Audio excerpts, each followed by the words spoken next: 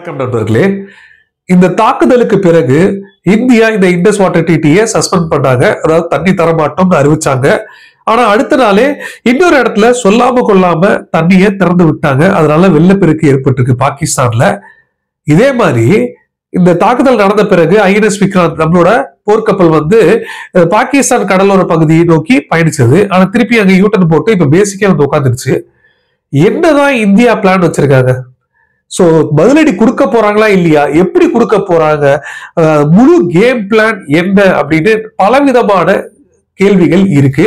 இதுக்கான ஒரு சில விடை கிடைச்ச மாதிரியான முக்கிய தகவல்கள் இன்னைக்கு இந்த வீடியோல நான் வரிசையா உங்களுக்கு சொல்ல போறேன். முடிஞ்ச அளவுக்கு ஸ்கிப் பண்ணாம வீடியோவை முழுசா பாருங்க. நண்பர்கள் சேனல் புதுசா வந்தீங்கன்னா சப்ஸ்கிரைப் பண்ணி உங்களோட ஆதரவுகளை கொடுங்க. சோ நம்ம ஃபர்ஸ்ட் பார்க்க போற விஷயம் என்ன அப்படி பாத்தீங்கன்னா, நேத்தி ஒரு சம்பவத்தை சொல்லியிருந்தேன். ஈரான்ல போர்ட்ல மிகப்பெரிய ஒரு வெடி சம்பவம் நடந்திருக்கு. இது இப்ப இன்வெஸ்டிகேஷனுக்கு பிறகு கண்டுபிடிச்சிருக்காங்க. எதனால இப்படி ஒரு மேசிவான வெடி சம்பவம், 800க்கும் மேற்பட்டவங்க இதுல இன்ஜுரி ஏற்பட்டு சொல்லிருக்காங்க. இது இன்னும் அதிகரிக்க கூடும் சொல்லியிருக்காங்க. அதுலயும் நேத்தி 4 பேர் தான் இதுல கொல்லப்பட்டாங்கன்னு சொன்னா, ஆனா இன்னைக்கு நம்பர்ஸ் படி 28 பேர் கொல்லப்பட்டிருக்காங்கன்னு சொல்லப்படுது. இது இன்னும் அதிகரிக்கலாம் அப்படின்னு சொல்றாங்க. சோ அந்த அளவுக்கு இந்த முக்கியமான ஈரான்ல முக்கியமான போர்ட்டான பண்டார் அப்பாஸ் போர்ட்ல தான் இவ்வளோ பெரிய சம்பவம் நடந்திருக்கு.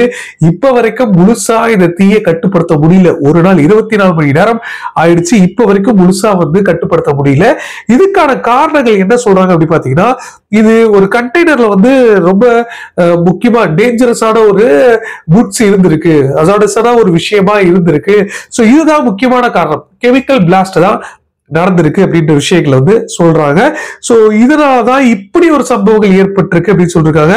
இப்பதான் ஓமன்ல அமெரிக்காவும் ஈரானும் உட்கார்ந்து இந்த நியூக்ளியர் சம்பந்தப்பட்ட விஷயங்கள்ல டென்ஷனை குறைக்கிறதுக்காக சமரசமா போறதுக்கான ஒரு முக்கியமான பிளான் வச்சிருந்தாங்க. அது 3வது கட்ட பேச்சுவார்த்தைகளுக்குள்ள இப்படி ஒரு பிளாஸ்ட் கெமிக்கல்னால ஏற்பட்டிருக்கு அப்படின்றத சொல்லியிருக்காங்க. இது ஒரு பக்கம் இருந்தாலும் ரஷ்யா உதவிகள் செய்யறதுக்கு முன்வரத்துக்கு தயாரா இருக்காங்க அப்படின்னு அறிவிச்சிருக்காங்க. அவங்க இந்த ஃபயர் ஃபைட்டிங் ஏர்கிராஃப்ட்ஸ் இருக்கு பாத்தீங்களா, அந்த ஏர்கிராஃப்ட்ஸை ஹெல்ப் பண்றதுக்கு, அதாவது ஹியூஜ் போர்ட்டா இருக்கே, அங்க வர்த்தகம் வேற பண்ணுவாங்களே ஈரானு, பாதிப்பு ஏற்படும் போது அப்படின்றதுக்காக அவங்களோட ஃபயர் ஃபைட்டர் ஏர்கிராஃப்ட்ஸ் அனுப்புறதுக்கு தயாரா இருக்கும் அப்படின்னு ரஷ்யா தரப்புல அறிவிச்சிருக்காங்க. இது ஒரு முக்கியமான அப்டேட். சோ இதெல்லாம் உங்களுக்கு முக்கியமா சொல்லணும்னு நினைச்சேன். சோ இப்ப இதை தொடர்ந்து அடுத்து நம்ம பார்க்க போற ரொம்ப முக்கியமான விஷயங்க, நம்மளோட director general of border security force BSF Daljit Singh Chaudhary, இவர் இப்ப மினிஸ்ட்ரி ஆஃப் ஹோம் அஃபேர்ஸ் சந்திச்சு பேசியிருக்காரு. அந்த ஆபீஸுக்கு போயிருக்காரு.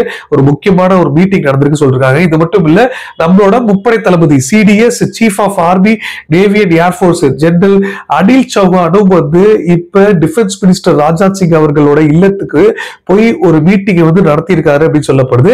இது மட்டும் இல்ல, இதோட ரொம்ப முக்கியமான ஒரு விஷயமே என்னன்னா, பிரிக்ஸ்ல இந்தியாவோட பங்களிப்பு ரொம்ப ரொம்ப அதிகமா இருக்கு. இந்த நேரம் பார்த்து எந்த மீட்டிங்கா இருந்தாலும் இந்தியா அவ்வளவு சீக்கிரத்துல போஸ்ட் பண்ணோ இல்ல ரத்தோ பண்ண மாட்டாங்க. சோ நேஷனல் செக்யூரிட்டி அட்வைசர் லெவல்ல நடக்கிற மீட்டிங் அஜித் டோவல் அவர்கள் ஸ்கிப் பண்ண போறாரு அப்படின்ற ஒரு செய்திகள் வந்திருக்கு. இந்த பிரிக்ஸ் மாநாட்டுல ஏப்ரல் 30ஆம் தேதி நடக்க போற மாநாட்டுல ஸ்கிப் பண்ண போறாரு. சோ அஜித் டோவல் அவர்கள் மட்டும் இல்ல, இது அடுத்த நாள் நடக்க போற ஃபாரின் மினிஸ்டர்ஸ் லெவல்ல நடக்க போற மீட்டிங்லயும் ஜெய்சங்கர் அவர்கள் இந்த மீட்டிங்கை ஸ்கிப் பண்றதுக்கான வாய்ப்புகள், அடுத்த வாரம் ஸ்கிப் பண்றதுக்கான வாய்ப்புகள் அதிகமா இருக்கு அப்படின்ற விஷயங்கள் சொல்லப்படுது. சோ இந்தியா தரப்புல ரொம்ப கூர்ந்து பலவிதமான விஷயங்கள் கவனிச்சுக்கிட்டு இருக்காங்க. சோ எந்த மாதிரி பதிலடி இருக்கணும், இந்த பதிலடியை வச்சு ஒட்டுமொத்தமா பழைய கேஸையும் க்ளோஸ் பண்ற வேலைகளை தெளிவா இருக்கணும்ன்றதுல இருக்காங்க. சோ இத பத்தி தான் ஒரு கவனம் செலுத்திட்டு இருக்காங்க அப்படின்றது நமக்கு தெரிய வருது.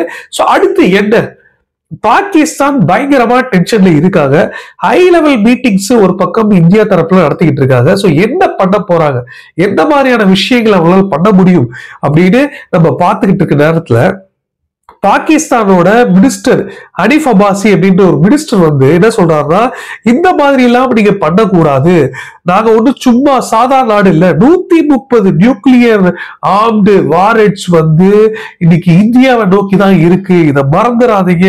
சோ இந்த தேவையில்லாம இந்த இண்டஸ் வாட்டர் டிடியை சஸ்பெண்ட் பண்ணி தேவையில்லாத பிரச்சனைகளை கிளப்பாதீங்க அப்படின்னு சொல்றாங்க. சோ பாகிஸ்தானை பொறுத்தளவு ஆக்ட் ஆஃப் வார் அப்படிதான் சொல்றாங்க. இந்த டிடியை நம்ம சஸ்பெண்ட் பண்ணதுக்கான வர்றதுக்கான ஒரு மெயின் காரணம் it's an act of war அப்படின்னு சொல்றாங்க. நம்ம நேத்தே பார்த்தோம், பாகிஸ்தான் பிரதமரும் வந்து கொஞ்சம் இறங்கி வரதுக்கான வாய்ப்புகள் அமைச்சு கொடுத்திருக்கு. ஸோ நியூட்ரலா நம்மளோட இன்வெஸ்டிகேட் பண்ணலாம் அப்படின்னு அவரே இறங்கி வந்தாரு. ஸோ இப்படி இருக்கும்போது தேவையில்லாம இன்னொரு அல்லக்கிளிங்க எல்லாம் கத்திக்கிட்டு இருக்கு. அதுவும் இந்த பூட்டோ இருக்கா பாருங்க. ஸோ அவர் இதுக்கு முன்னாடி ஃபாரின் மினிஸ்டரா இருந்தவர். ஸோ அவர் வந்து என்ன சொல்றாருன்னா, அதாவது எங்க இந்த இண்டஸ் வாட்டர்ல ஒண்ணு இந்தியர்களோட ரத்தம் ஓடும், இல்லாட்டி தண்ணி ஓடணும் அப்படின்ற மாதிரி ஒரு ரொம்ப ஒரு வார்னிங் விடுற மாதிரியான ஒரு ஆக்ரோஷமான ஸ்பீச் எல்லாம் வந்து விட்டிருந்தாரு. அரசியல் மேடனால அவர் விட்டிருந்தாரு. இது ஒரு பக்கம் இருந்தாலும் பாகிஸ்தானுக்கு உண்மையாலே என்ன பிளான் இருக்கு அப்படின்னு பாகிஸ்தானோட டிஃபென்ஸ் மினிஸ்டர் என்ன சொல்றாருன்னா, நாங்க எந்த பிளானும் ஸ்டார்ட் பண்ண மாட்டோம், கான்ஃபிளிக்ட் இந்தியா ஆரம்பிக்கிற வரைக்கும் இந்தியா வித்தவுட் எஸ்கலேஷன். சோ இந்த எஸ்கலேஷன்ல நாங்க அமைதியா தான் இருக்க போறோம், நாங்களா எதுவும் ஆரம்பிக்க போறதுல அப்படின்னு டிஃபென்ஸ் மினிஸ்டர் சொல்றாங்க. எங்க ஆரம்பியே அப்படின்ற கேள்விகளும் நெட்டிசன்ஸ் வந்து பதில் அளிச்சிருக்காங்க அந்த போஸ்ட்ல. சோ இது ஒரு பக்கம் இருந்தாலும் பாகிஸ்தான் வந்து J-10, JF-17, F-16 ஃபைட்டர் ஜெட்ஸை வந்து கராச்சி ஒட்டி ஒரு சில எல்லை பகுதிகளையும் வச்சிருக்காங்க. ரொம்ப கவனிக்கக்கூடிய ஒரு விஷயமா இருக்கு. இந்த பக்கம் மட்டும் இல்ல, இந்த பக்கமும் வச்சிருக்காங்க அப்படின்றதா ரொம்ப கவனம் செலுத்த வேண்டியதா இருக்கு. ஏன்னா ஏர் டிஃபென்ஸ் வந்து ஒட்டுமொத்தமா அவங்க ஹை அலர்ட்ல வந்து வச்சிருக்காங்க அப்படின்னு தெரியுது. ஸோ இது வந்து ஷிப் டெஸ்ட்ராயர் ஆகட்டும் இல்ல ஷிப் மிசைல் சிஸ்டத்தை வந்து கொஞ்சம் தடுக்கிற மாதிரியான முயற்சிகள்ல வந்து பாகிஸ்தான் ஈடுபடுறாங்க அப்படின்றதுதான் நமக்கு தெரியுது. இது ஒரு பக்கம் பாகிஸ்தான் என்ன மாதிரி ரியாக்ட் பண்றாங்க அப்படின்னு. அடுத்தது இந்தியாவோட கேம் பிளான் என்ன? இந்தியாவை பொறுத்தளவு மிலிட்டரி ஆக்ஷன்ஸ் எடுக்கிறதுக்கு முன்னாடி பாகிஸ்தானை வீக் ஆக்கணும்.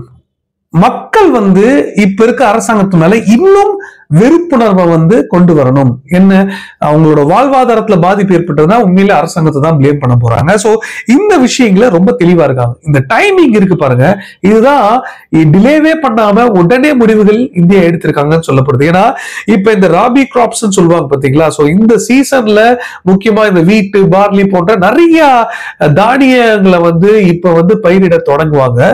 சோ ஒண்ணு தண்ணிய மொத்தமா திறந்து விடுறது, இல்லாட்டி தண்ணி இல்லாம வறட்சி ஆகுறது. இதுதான் வந்து முதல் கேம் பிளானா வந்து இருக்கு. சோ இது வந்து ரொம்ப தெளிவா தெரியுது. ஏப்ரல் மேல வந்து இதை ஸ்டார்ட் பண்ணி மான்சூன்ல வந்து இதை கொஞ்சம் அறுவடை பண்றதுக்கான முயற்சிகள் மேற்கொள்வாங்க. சோ இதுதான் வந்து அவங்க வழக்கமா பண்ணிக்கிட்டு இருக்கிறது. சோ இது தெரியாதவங்க யாரும் இருக்க போறது இல்லை. ஏன்னா இந்தியா பொறுத்தளவு தெரிஞ்சு வச்சிருப்பாங்க தண்ணி சம்பந்தப்பட்ட பிரச்சனைகள் இதுக்கு முன்னாடி சந்திக்கும் போது. சோ இதனால இப்ப குறிப்பா வீட்டு, காலிஃபிளவர், இந்த மாதிரி முக்கியமா ஒரு சில காய்கறிகளை வந்து உடனே அறுவடை பண்ணி எக்ஸ்போர்ட் பண்றதா இருக்கட்டும், இல்ல மக்கள் தேவைக்கு டொமஸ்டிக் தேவைக்கே வந்து பயன்படுத்துறதுக்கான விஷயங்கள் மேற்கொள்வாங்க. சோ இந்த வெள்ளப்பெருக்கோ இல்லாட்டி வெள்ளப்பெருக்கு ஏற்பட்டதுன்னா சீடு அழிய போகுது, இல்ல தண்ணியே இல்லைனாலும் இது வந்து வளர போறது இல்லை. சோ இதன் மூலமா இந்த மாதிரி ஒரு திட்டங்களை வந்து செயல்படுத்தி கவுண்டர் பண்ணலாம். முதல்ல ஆரம்ப நிலையிலேயே வந்து பாகிஸ்தானுக்கு கவுண்டர் பண்ணலாம். எப்பனா போர் மாதிரியான சிச்சுவேஷன் ஆரம்பிச்சதுன்னா, சோ உணவு தட்டுப்பாடு ஏற்பட்டதுன்னா இந்த மாதிரியான பிரச்சனைகள் கண்டிப்பா இன்னும் ராணுவத்துக்கு ஒரு பெரிய நெருக்கடியை அமைஞ்சிடும். நல்லா பாருங்க, DRDO 2 வருஷத்துக்கு முன்னாடி ஒரு ஆராய்ச்சி பண்ணாங்க. என்ன ஆராய்ச்சி பண்ணாங்கன்னா, காலிஃபிளவர், கேபேஜ், இந்த மாதிரி முக்கியமான காய்கறிகள்லாம் வந்து லடாக் மலைப்பகுதியில பாலைவனமா இருக்க மலைப்பகுதியிலையும் வளர வைக்கிற மாதிரியான ஒரு சில ஆராய்ச்சிகள்ல சக்சஸ் கண்டுபிடிச்சாங்க நான் சொன்னேன். சோ இந்த மாதிரி ஆராய்ச்சிகள் வந்து டிஃபென்ஸ் தரப்புல பண்றதுக்கான முக்கியமான காரணமே என்ன, எவ்வளவு சண்டை போடுறதுக்கு நம்ம கிட்ட படை வீரர்கள் இருந்தாலும் அவங்களோட உணவு கரெக்டா போய் சேரணும், எந்த இடத்துலயும் தாமதம் ஆயிடக்கூடாது அப்படின்றதெல்லாம். சோ இதுதான் இப்ப முதல் அடியா இந்தியா பிளான் பண்ணிருக்காங்க. சோ இது தொடர்ந்து இப்ப டிஃபென்ஸ் ரீதியா என்ன பிளான் வச்சிருக்காங்க அப்படின்னு பாத்தீங்கன்னா, என்னப்பா நீ ஏதோ INS விக்ராந்த் வந்து கடலோர பகுதிகளில் நெருக்கியாச்சு அப்படின்ற செய்தி போட்டியே இப்ப யூட்டர் அடிச்சு திருப்பி பேச வந்திருக்கே அப்படின்ற கேள்விகள் சில பேருக்கு இருக்கலாம். ஆக்சுவலா இதுவும் பார்ட் ஆஃப் சைக்காலஜிக்கல் வார் தான். ஏன்னா இப்ப தண்ணிய எப்ப திறந்து விடுவாங்கன்னு தெரியாது, அப்ப திறந்து விட்ட உடனே ஃபிளட் ஏற்படுது. சோ தண்ணியே இல்லைன்னா வறட்சி ஏற்படுது. சோ அதே மாதிரிதான் ஒரு, அதாவது இப்ப இந்தியா கோவத்துல இருக்காங்க, ரிட்டாலியேட் பண்ணுவாங்கன்னு தெரிஞ்ச உடனே ஒரு 200-300 டேங்கர் கொண்டு போய் நிறுத்துறாங்க பாத்தீங்களா. சோ இப்படி போய் நிறுத்தி உடனே அவங்களை ஆக்ஷன் எடுக்க வச்சிருக்காங்க பாருங்க. சோ நீங்க வர உடனே ஆக்ஷன் எடுக்கிறதுக்கு இந்த J10, JF-17, F-50, F-16 வரிசையா வந்து எடுத்து வச்சிருந்திருக்காங்க. சோ நாளைக்கு இப்ப திரும்பி போயாச்சு, ஒண்ணு இல்ல, சமாதானமா தான் நடந்துட்டு இருக்கு அப்படின்னு கொஞ்சம் அன்பிரிப்பேர்டா இருக்கும் போது ஏதாவது சம்பவங்கள் பண்ணலாம். சோ இதுதான் கேம் பிளானா இப்ப நமக்கு ரொம்ப தெளிவா தெரியிற ஒரு விஷயங்களா இருக்கு. இது என்னோட கருத்து தான். நானும் படிச்சு ஒரு சில முக்கியமான ஊடகங்கள் மூலமா தான் நானும் தெரிஞ்சுக்கிறேன். நீங்க என்ன நினைக்கிறீங்க? சோ உங்களுக்கும் கண்டிப்பா ஏதாவது ஒரு சின்ன தாட்டாவது இருக்கும். ஒரு வரியில இருந்தாலும் தாராளமா கீழே கமெண்ட்ல சொல்லுங்க. அப்பதான் எனக்கும் தெரியும் எத்தனை பேர் எப்படி யோசிக்கிறீங்க அப்படின்னு. சோ கண்டிப்பா நான் உங்களோட கமெண்ட்டுக்கு ஆவலா எதிர்பார்த்துக்கிட்டு இருக்கேன். சோ இதோட நம்ம இந்த வீடியோ நிறைவு செஞ்சுப்போம். கடைசி வரைக்கும் பார்த்தமைக்கு ரொம்ப ரொம்ப நன்றி.